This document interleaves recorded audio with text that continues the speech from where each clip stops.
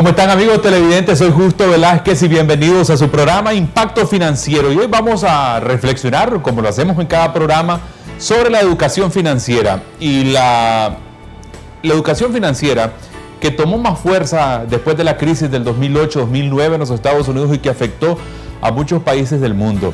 Estaba leyendo un dato que hablaba de que actualmente la gente está más endeudada, o sea, hay más compromisos financiero por parte de la gente, pero no necesariamente ese crédito se ha traducido en mejorías económicas de la gente, porque posiblemente nos estamos endeudando para cosas que no necesariamente nos producen más recursos o nos mejoran nuestras condiciones de vida. Nos estamos ganando para cosas que probablemente lo que nos están llevando es más problemas a nuestra vida cotidiana. Es importante entonces que la educación financiera se establezca desde temprana edad en los jóvenes y que sea inclusive incorporada dentro de los sistemas educativos a nivel mundial. Estamos sumándonos a esfuerzos que han hecho otras instituciones para que se incorpore la educación financiera desde muy temprano para los jóvenes y que estos puedan saber qué hacer con el dinero. Cuando nosotros tomamos decisiones y esas decisiones van acompañadas de información que nosotros previamente conocimos, probablemente la posibilidad de que fracasemos en nuestra decisión financiera, por ejemplo. Contrario, cuando nosotros no nos informamos y tomamos una decisión financiera, las consecuencias pueden ser graves. Y hablando, por ejemplo, del manejo que debemos de darle al dinero, si nosotros asumimos un compromiso, por ponerles un ejemplo de crédito, y esa información de cuántos intereses nos van a cobrar, para qué vamos a usar el crédito, cómo manejar ese dinero que nos prestaron, cómo conocer inclusive si el dinero que estamos utilizando, si lo estamos orientando al negocio, si el negocio nos está dando resultados. Es importante que nosotros, todas las decisiones que tomemos, y no está exenta las decisiones financieras, las tomemos con información, y esta, si es suficiente, será mejor. Veamos el segmento de educación financiera de esta semana.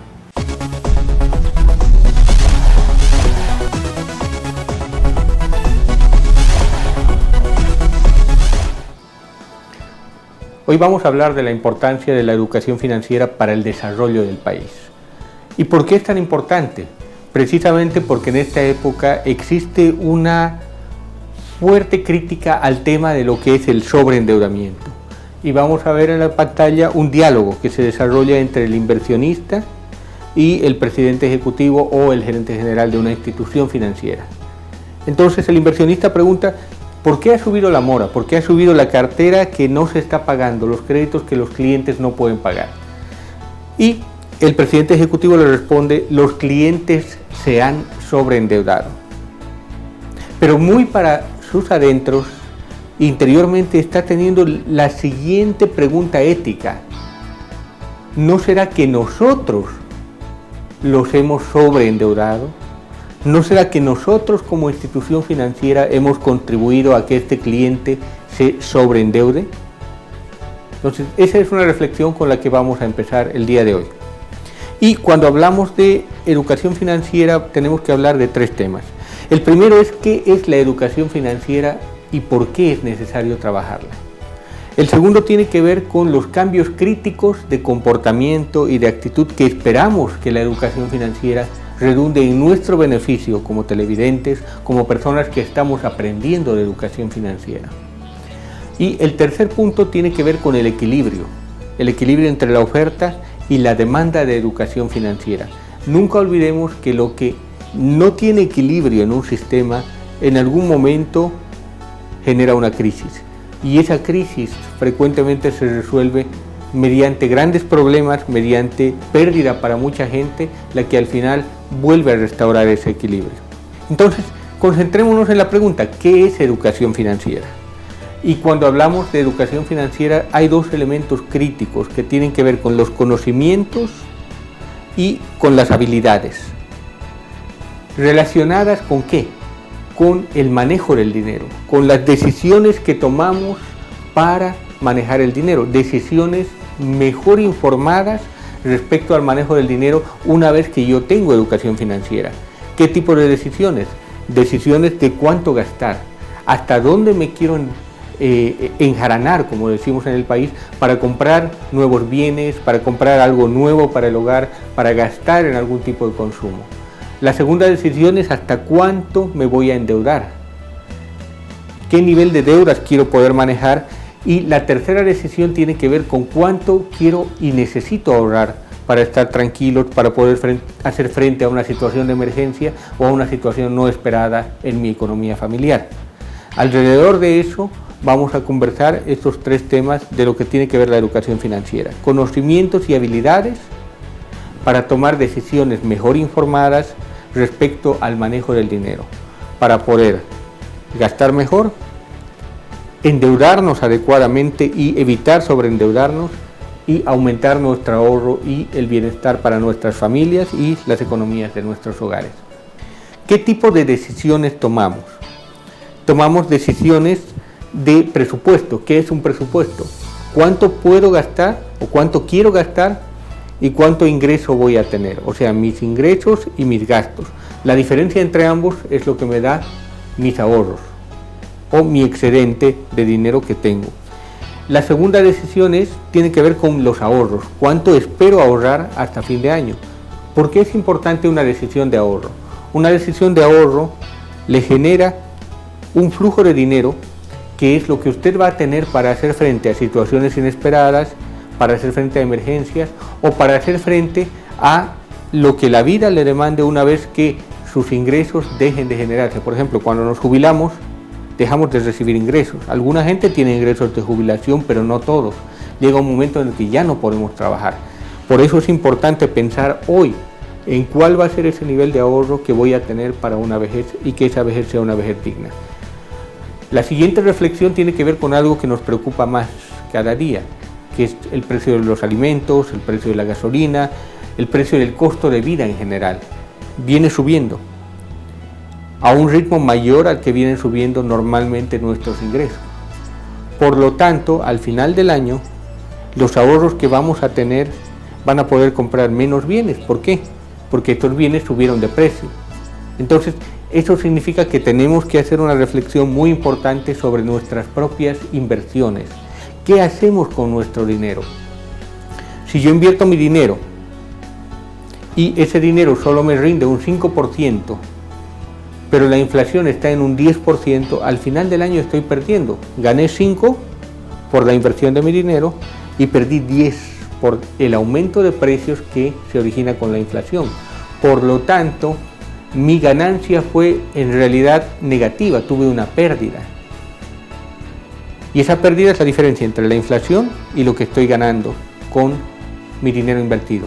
Entonces, tengo que hacer la reflexión de cuánto realmente le voy a sacar de beneficio a mi dinero. ¿Qué tan fuerte voy a hacer que ese dinero trabaje para mí? Y hagamos un supuesto. Supongamos que la inflación es 10%. Entonces, debajo del 10% no gano nada.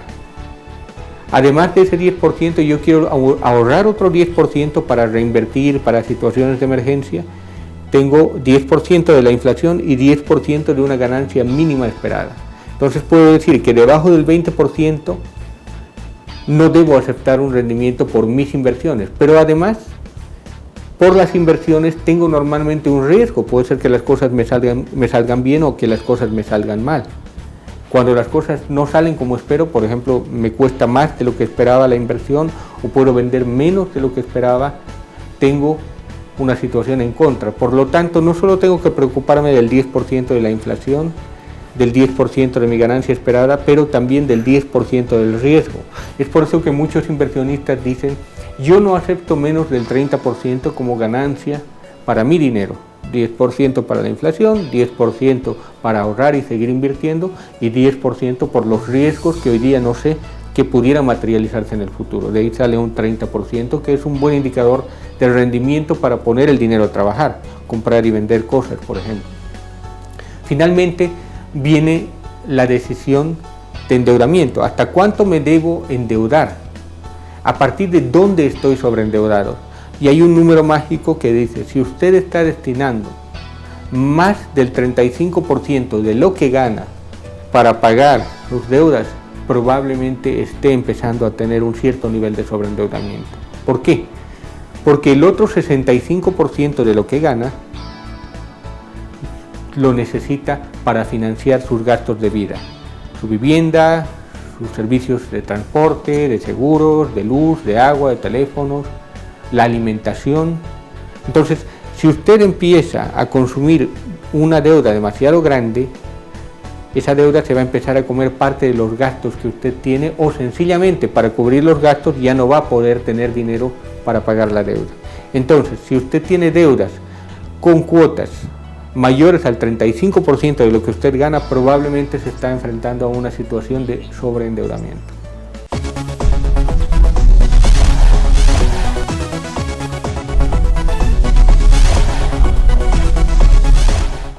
Hay temas que deben de ser discutidos de manera frecuente dentro de nuestra familia, nuestra relación padres e hijos. Por ejemplo, el ahorro. Inculcar en los niños desde muy temprano la cultura del ahorro es necesario, básico, para que nuestros niños cuando crezcan pues sepan manejar el dinero. Otro tema, por ejemplo, cómo y qué hacer cuando nosotros estamos consumiendo más de lo que necesitamos.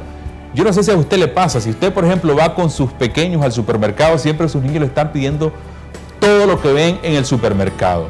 Desde muy temprano, perfectamente, y a través de dinámicas, de juegos, puede inculcarle a sus hijos que hay cosas, no todo lo que ellos piden se le puede dar, porque a veces cometemos los padres el error de darles todo lo que nos solicita, y de ahí ellos no estamos creando una cultura de ahorro o de consumo medido.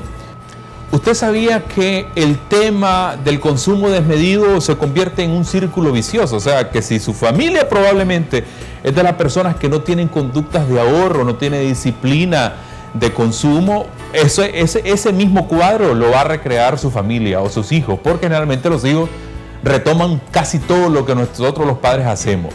Por eso es importante que nosotros rompamos con ese círculo y establezcamos conductas de consumo y de ahorro dentro de la familia. Fíjense que en esta segunda parte les voy a presentar a través de gráficos muy sencillos cómo nosotros podemos lograr establecer metas muy claras. Y por ejemplo, recuerdo algunos aspectos como establecer una meta. Si usted dice, yo quiero comprar, una casa, pues entonces a esa casa, a esa meta que ya lo escribe, ¿verdad?, le pone un valor. Voy a ponerle una cifra de que su casa vale $20,000. Después de darle el valor, establece usted cuánto va a extraer de sus ingresos para hacer realidad esa meta. Y por último, en cuánto tiempo lo va a lograr. Esos 4 pasos: establecer la meta, darle valor a la meta, establecer un monto mensual que usted va a aportar para lograr esa meta, y por último, en cuánto tiempo. Son 4 aspectos que usted debe considerar y escribirlo. Yo siempre les recomiendo que una de las cosas que debemos de implementar, cualquiera que sea, decisiones a nivel familiar, las escribamos para que todos los integrantes de la familia asuman un verdadero compromiso.